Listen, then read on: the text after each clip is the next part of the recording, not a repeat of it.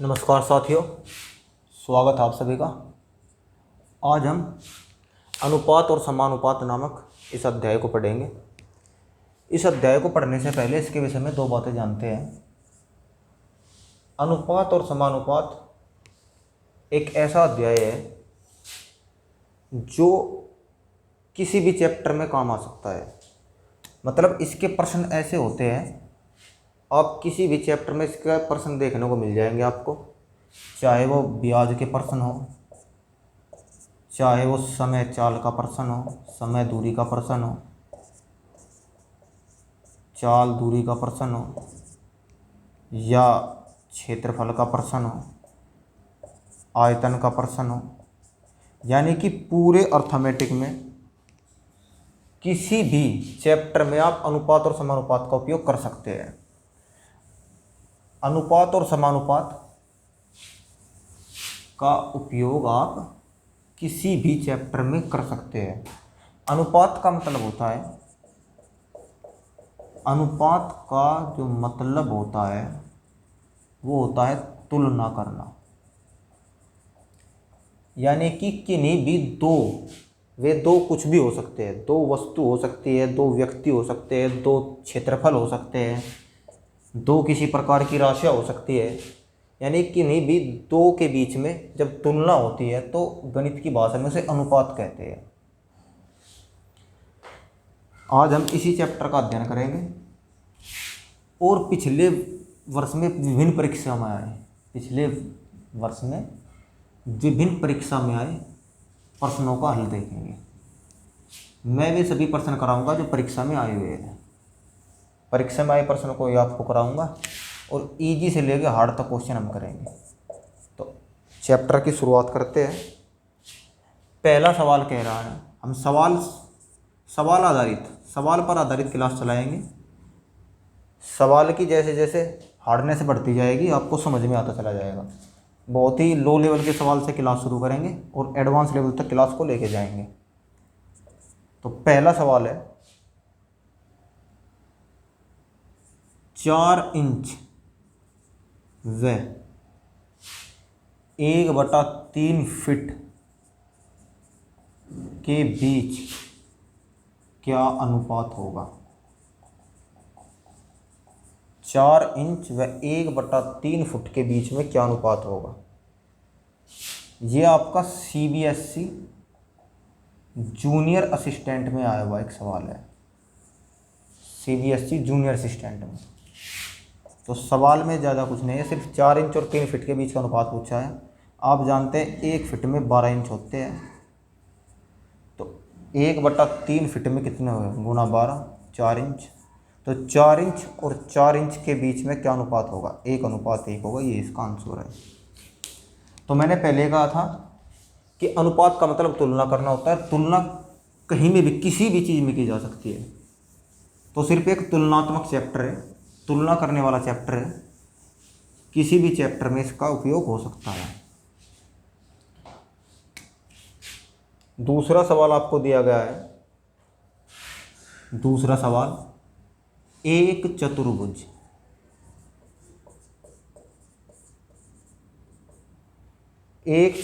की भुजा 2:3:4:5 में है।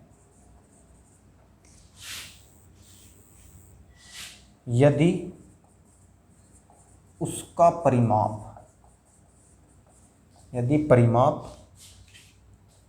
112 सेंटीमीटर हो तो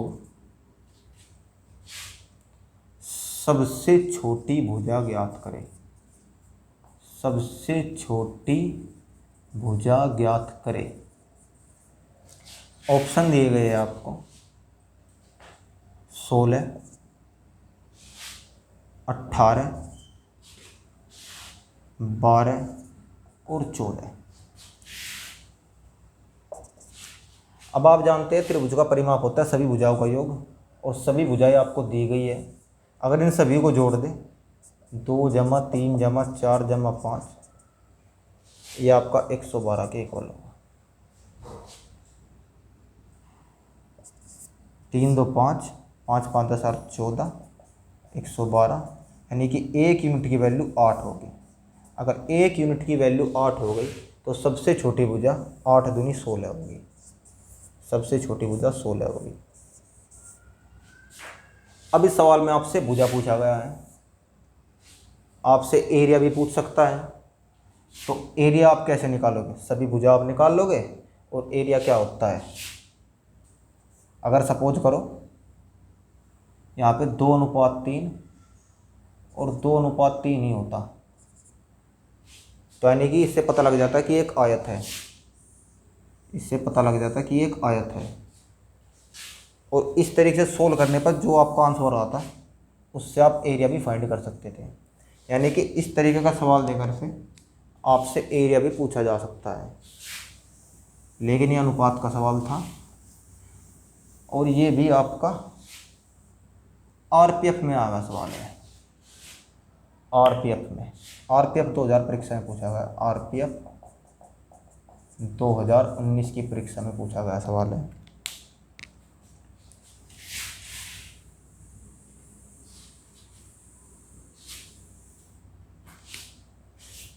अगला सवाल आयु पर आधारित है। मैंने 3 सवाल अब तक आपको, 2 सवाल अब तक आपको कराए, दोनों में अलग अलग जगह तुलना थी। अब आयु से संबंधित सवाल है। राम और राज की, राम और राज की आयु का अनुपात 4:5 है। यदि दोनों की कुल आयु 243 वर्ष हो तो आयु में अंतर क्या होगा? आयु में अंतर क्या होगा? ऑप्शन आपको दिए गए हैं 26, 25, 24 और 27। आप देखिए, अगर आयु का जोड़ देखें तो आयु का जोड़ है 9, अनुपात के हिसाब से 9 की वैल्यू है 243, तो यानी कि 1 की वैल्यू है 27, यानी कि 1 यूनिट की वैल्यू 27 है। अगर इन दोनों के बीच का अंतर देखें तो 4, 5 - 4 1, यानी कि यहाँ पे अंतर जो है 1 यूनिट का है। 1 यूनिट बराबर 27 है, तो अंतर भी 27 होगा, तो इसका आंसर 27।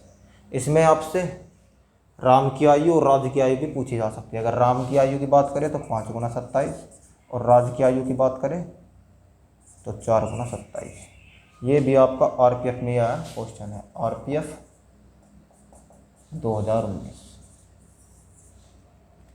सभी सवाल वे कराएंगे जाएंगे जो पिछली परीक्षा में आए हैं, और परीक्षा में आए हुए सवाल ही आपको कराए जाते हैं। कोई भी मार्केट से किताब उठा लो या कोई भी अध्यापक का कंटेंट देख लीजिए आप, सब परीक्षा पे आधारित सवाल होते हैं।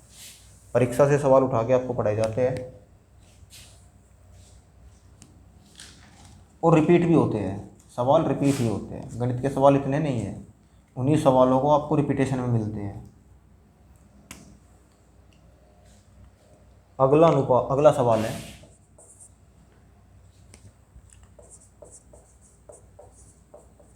एक बॉक्स में 3:2:1 के अनुपात में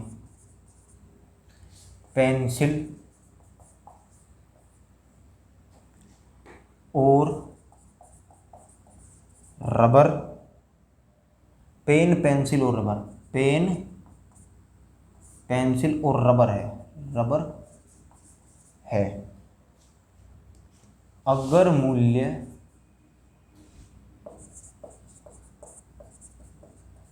क्रमशः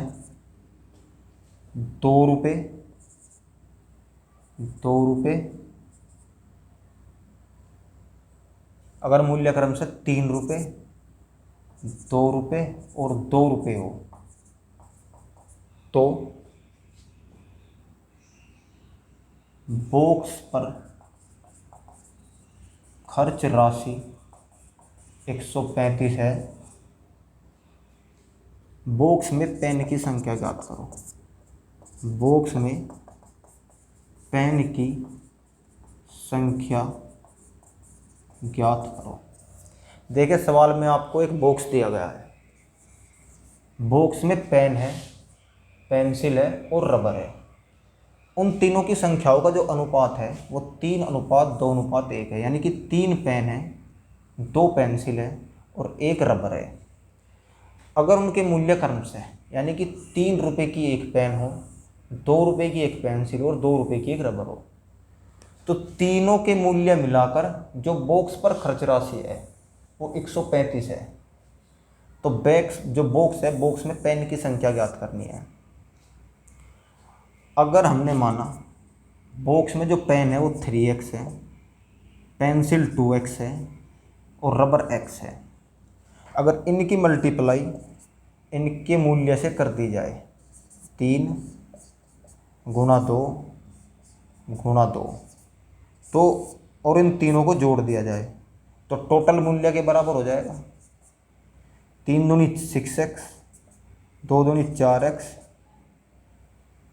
प्लस 2x।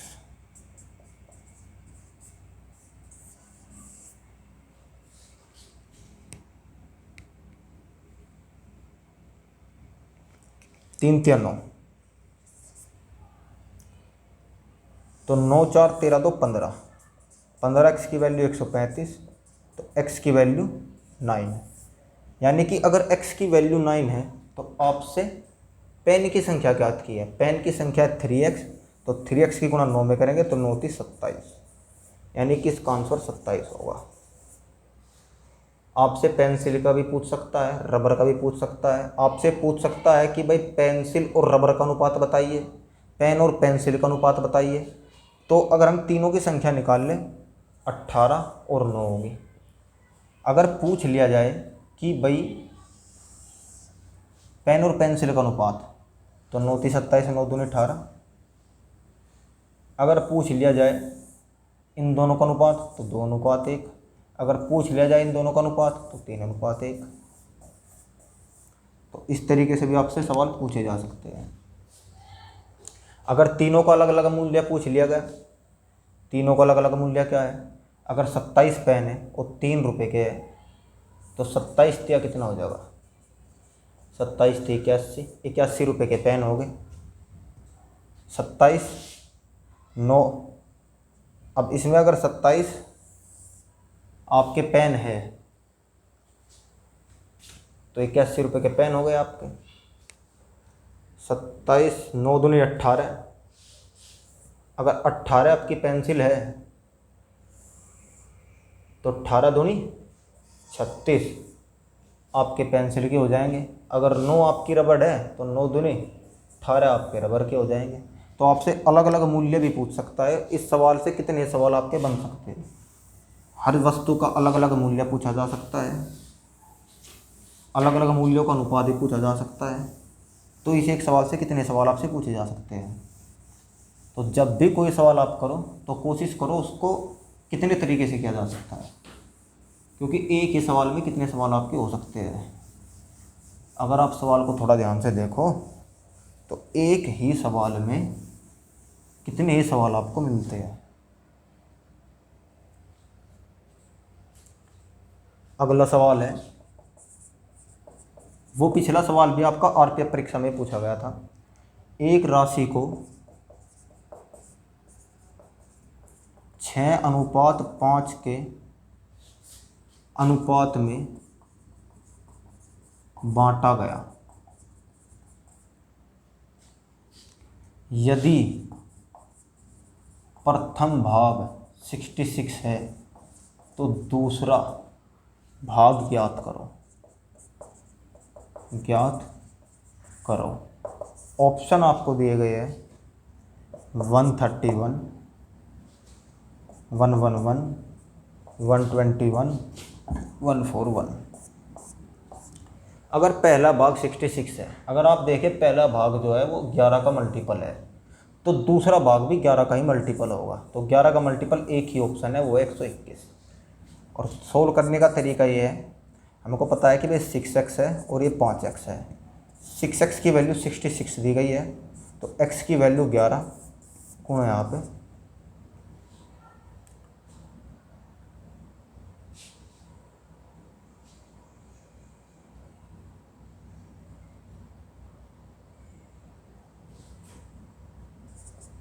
तो दूसरी वैल्यू आपकी 55 आ जाएगी। दूसरा भाग 55, सॉरी इस सवाल में दूसरा भाग नहीं पूछा गया, इस सवाल में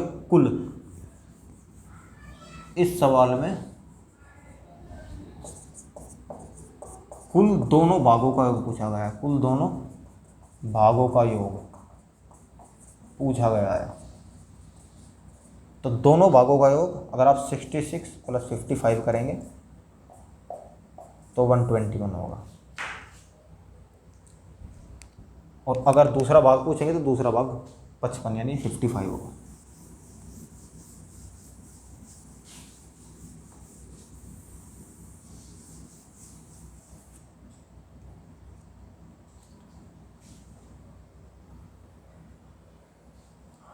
अब सवाल थोड़ा एक कदम एडवांस लेवल का आपको बताया जाएगा। कह रहा है x और y की आयु का अनुपात,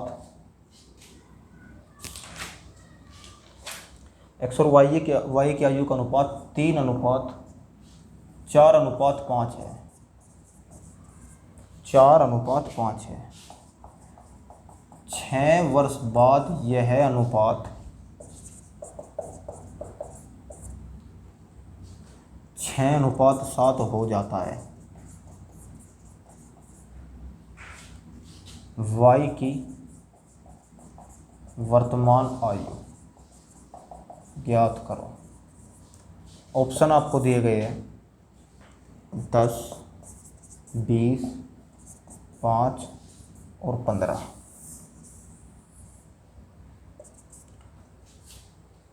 x और y की आयु का अनुपात 4:5 है। माना वायु 4x और 5x है। अगर 4x में 6 जोड़ दिया जाए 6 वर्ष बाद, और 5x में 6 जोड़ दिया जाए तो ये अनुपात 6:7 होगा। 7 चौक 28, 42, 30, 36, यानी कि 2x की वैल्यू 6, x की वैल्यू 3। अगर x की वैल्यू 3 है तो वर्तमान आयु 5 × 3 15।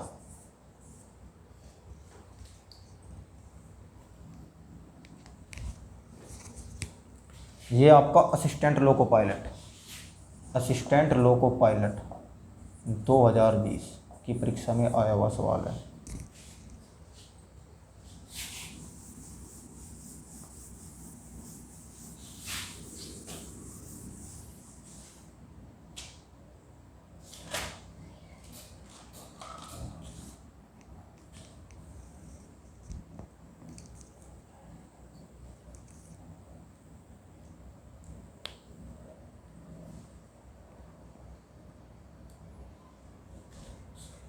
दूसरा सवाल है,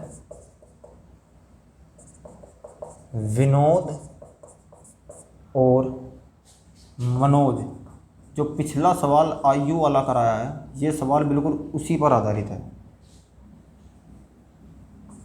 कि वर्तमान वेतन का अनुपात 6:7 है यदि दोनों का वेतन 16,000 बढ़ जाए तो अनुपात 8:9 होगा। मनोज का वर्तमान वेतन क्या है? मनोज का वर्तमान वेतन क्या है? पिछले सवाल में जो आपको बेसिक तरीका बताया बिल्कुल उसी तरीके से ये भी सवाल होगा। ऑप्शन इसके हैं 56, 7200, 48,000 और 64,000। लेकिन अगर सवाल को गौर से देखें तो वर्तमान आयु में जो मनोज है, मनोज की आयु 7 दी गई है अनुपात में। ऑप्शन में वो नंबर ढूंढे जो 7 से विभाजित हो, तो 7 से विभाजित होने वाला एक ही ऑप्शन है, वो है 56,000। तो यही फाइनल आंसर होगा। बेसिक तरीका इसका वही है जो आपको पहले सवाल में बताया है, सेम तरीका कि भाई माना 6x है और 7x है उनकी वर्तमान आयु, इसके भी 16,000 बढ़ गए, इसके भी 16,000 बढ़ गए, और नया अनुपात 8:9। तो मल्टीप्लाई करके x की वैल्यू निकाल के x की वैल्यू का मान रख लीजिए।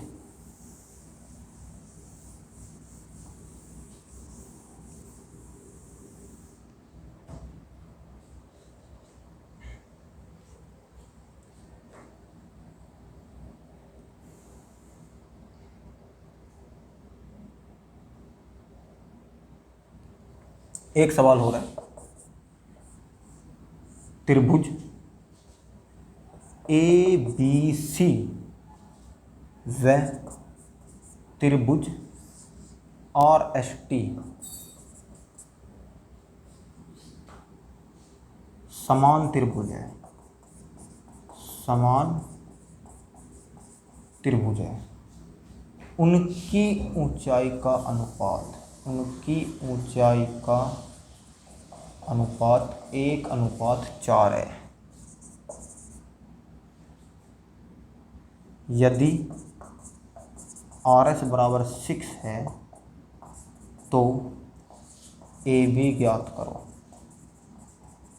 समान त्रिभुज होने का मतलब होता है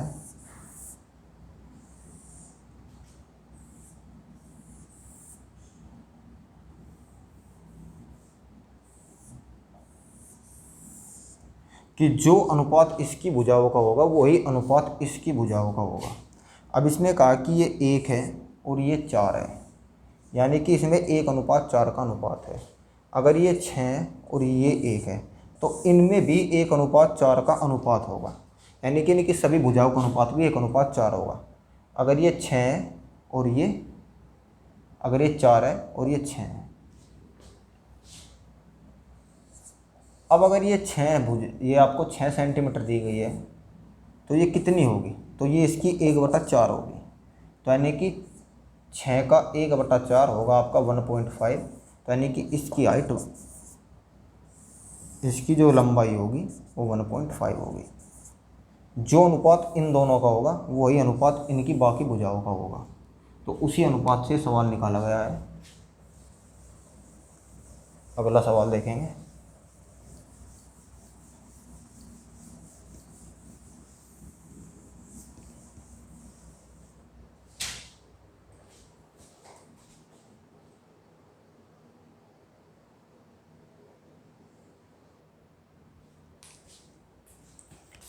अगला सवाल आपको दिया गया है, ये दिल्ली पुलिस हेड कांस्टेबल में आया है, दिल्ली पुलिस हेड कांस्टेबल परीक्षा में आया हुआ सवाल है कि दो बेलनों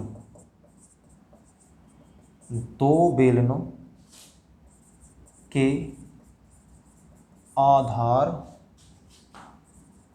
की त्रिज्या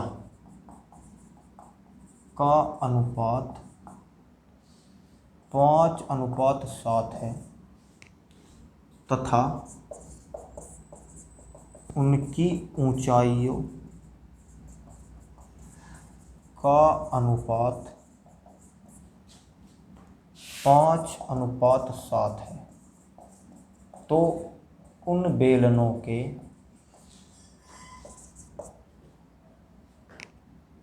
वक्र पृष्ठ का क्षेत्रफल, वक्र पृष्ठ का क्षेत्रफल का अनुपात ज्ञात करो।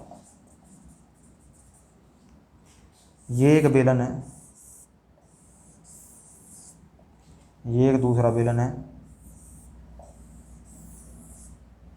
अब इस बेलन की जो त्रिज्या है वो इसने दी है 5 और हाइट का अनुपात दिया है 3:5, हाइट का अनुपात दिया है 3:5। वो दी है आपकी 5 और इसकी दी है त्रिज्या 7। अनुपात में। इसकी हाइट दी है 3, इसकी हाइट दी है 5। तो इनके पृष्ठ क्षेत्रफल का अनुपात पूछा है, तो इनके वक्र पृष्ठ क्षेत्रफल, तो बेलन का जो वक्र पृष्ठ क्षेत्रफल होता है वो होता है 2πr/h। हमने मान लिया इसकी त्रिज्या है r और इसकी त्रिज्या है बड़ा R, इसकी हाइट है h और इसकी हाइट है बड़ा H।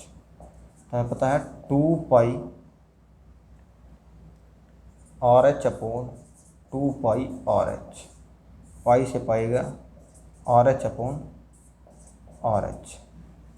अब इसकी R कितनी है, इसकी R है 5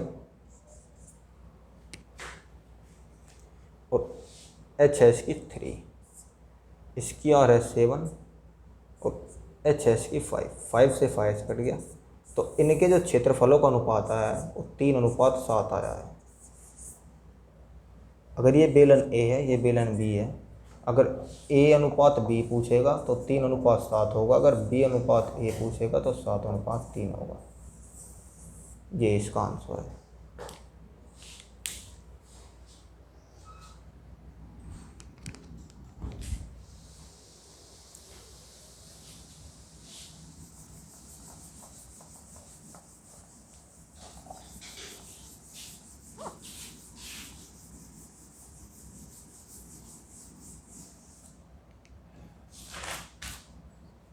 अगला सवाल आपको दिया गया है, एक विक्रेता ने 2 प्रकार की दाल खरीदी। पहली दाल का मूल्य 10 रुपये प्रति केजी व दूसरी दाल का मूल्य 22 रुपये पर केजी था। अगर उसे 12 रुपये प्रति केजी के हिसाब से दालों का मिश्रण बेचना हो तो दाल को किस अनुपात में मिलाया जाना चाहिए। ऑप्शन दिए गए हैं 10:1, दूसरा है 1:10, तीसरा है 1:5 और चौथा है 5:1। देखिए, पहली दाल का मूल्य है 10 रुपये केजी और दूसरी दाल का मूल्य है 22 रुपये केजी। अब उसको एक मिश्रण बना के 12 रुपये प्रति केजी के हिसाब से दाल बेचनी है। तो उसने कहा दाल का अनुपात क्या होना चाहिए। तो अगर हमको प्राइस कम करना है तो जो कम रेट वाली दाल है वो ज़्यादा डालनी पड़ेगी, यानी कि जिस दाल का रेट कम है, जिस दाल का मूल्य कम है, वो हमको ज़्यादा लेनी पड़ेगी। तो अगर दूसरा और तीसरा अनुपात देखें तो इसमें जो दाल पहले वाली दाल है वो 1 में है, 1:10 और 1:5 में, यानी कि यहाँ पहली दाल कम ली गई है। तो ये दोनों ऑप्शन आप हटा सकते हो। अब इन दोनों ऑप्शन में आप तुलना कर लीजिए। अगर मैं पहली दाल 10 केजी लूँ, और दूसरी दाल 1 केजी लूँ और दूसरी दाल 1 केजी लूँ, पहली दाल की 10 यूनिट ले लीजिए आप। पहली दाल की 10 यूनिट का मतलब है कि आपने 100 केजी दाल ले ली और इसका मतलब आपने 22 केजी दाल ले ली। तो 100 और 22 122। अब ये 12 से कटता नहीं, और अगर ये 12 से कटता नहीं तो ये ऑप्शन नहीं होगा। अब आप दूसरा ऑप्शन देख लीजिए। अगर आप 5 के हिसाब से 10 केजी दाल लेंगे तो ये 50 किलो दाल हो जाएगी, और 1 के हिसाब से 22 केजी दाल लेंगे तो ये 22 केजी हो जाएगी। दोनों को जोड़ेंगे 72 हो जाएगी, और 72 12 से कट रहा है, तो यानी कि यही ऑप्शन इसका आंसर होगा। अगर इसके बेसिक तरीके की बात करें, बेसिक तरीका इसका क्या होगा।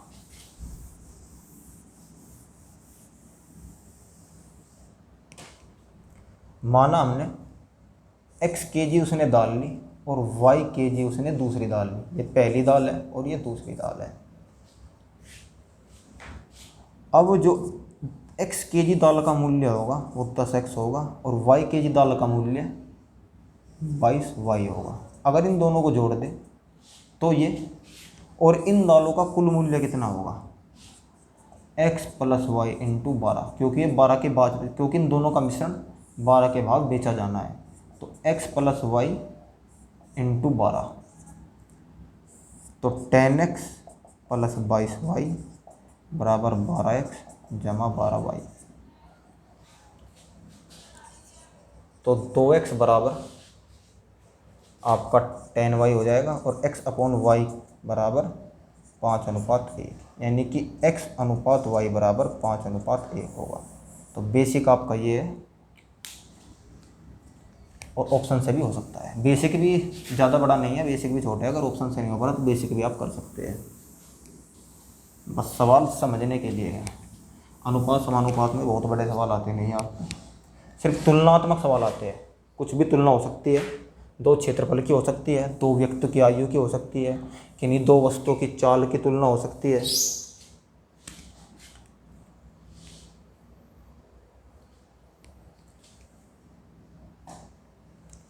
अगला सवाल है आपका, ए अकेले एक काम को 20 दिन में करता है, बी अकेले उसी काम को 30 दिन में करता है। एक काम को 20 दिन में करता है, बी उस काम को 30 दिन में करता है। दोनों ने 5 दिन काम किया, 5 दिन काम किया, बाकी बचा काम सी ने 7 दिन में किया, तो उन्हें मिलने वाले भुगतान का क्या अनुपात होगा। आपके ऑप्शन दिए गए हैं 3:2:7 दूसरा ऑप्शन, 2:6:9 तीसरा ऑप्शन, 4:5:6 और चौथा ऑप्शन 1:8:9। अब ए और बी अगर काम करें तो वे 60 यूनिट काम करेंगे, क्योंकि इसका एलसीएम 30 का और 30 का 60 होता है। तो जब वे 60 यूनिट काम करेंगे तो बी, तो ए एक दिन में 3 यूनिट काम करेगा और बी एक दिन में 2 यूनिट काम करेगा। अगर ये 2 यूनिट काम करेगा तो इसको मिलने वाली राशि 3 होगी, और अगर ये 3 यूनिट काम करेगा तो इसको मिलने वाली राशि 2 होगी।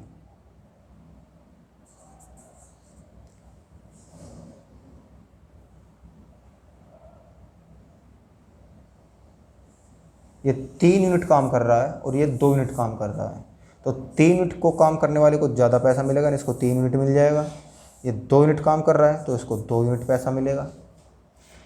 फिर बचा कितना काम आपका, बाकी जो काम बचा 60 में से 5 दिन उन्होंने काम किया, दोनों 5 यूनिट प्रतिदिन करते हैं दोनों मिला के, तो 5 दिन में 25 यूनिट करेंगे, तो बाकी बचा काम 35 यूनिट। तो 7 दिन में अगर वो काम करता है तो 5 यूनिट के हिसाब से करता है, यानी कि 5 यूनिट प्रतिदिन के हिसाब से आपका काम करेगा। अगर वो 5 यूनिट प्रतिदिन के हिसाब से काम कर रहा है तो बाकी बचा पैसा कितना होगा, 5 यूनिट। 1 यूनिट का पैसा कितना हो जाएगा, 1 यूनिट का पैसा 5/35/5 यानी कि 7 रुपये।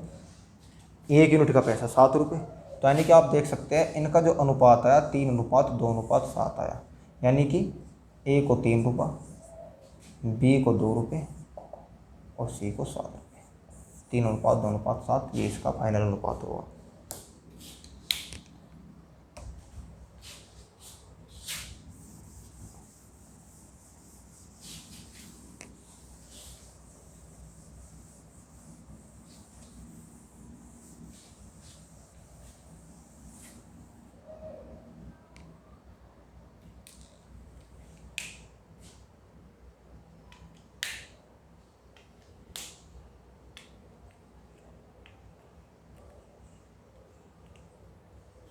अगला सवाल है, दो वृत्त जिनकी त्रिज्या का अनुपात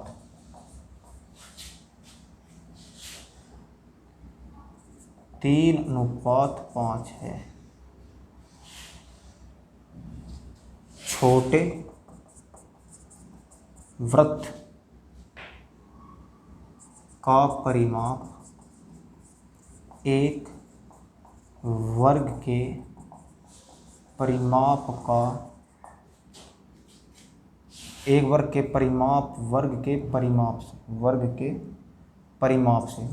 परिमाप से 10% अधिक है। यदि वर्ग का परिमाप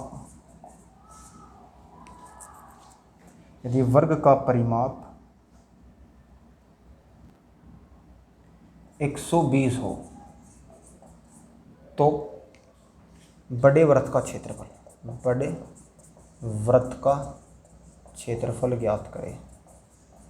आपको 3 दिए, एक वृत्त ये है, एक वृत्त ये है और एक ये वर्ग है। इसने कहा है इसकी त्रिज्या 3 है, इसकी त्रिज्या 5 है। इसका जो परिमाप है वो 120 है और इसका परिमाप इससे 10% ज़्यादा है। 10% ज़्यादा होने का मतलब है 132। परिमाप होता है 2πr। आर की जो वैल्यू होगी वो 132/2 गुणा 22/7, 2 × 12, 2 × 12, 22 × 66, 7 × 21, यानी कि 3 की वैल्यू 21 तो 1 की वैल्यू 7। अगर 1 की वैल्यू 7 है तो यहाँ पे 5 की वैल्यू कितनी होगी? 35। यानी कि इस बड़े वृत्त की जो त्रिज्या होगी वो 35 होगी और क्षेत्रफल होता है πr²। πr² का मतलब है 22/7 गुणा 35 गुणा 35, 7 × 5 = 35, 22 × 5 = 110 गुणा 35, ये होता है आपका 3850। यानी कि इस बड़े वृत्त का जो क्षेत्रफल होगा वो 3850 होगा।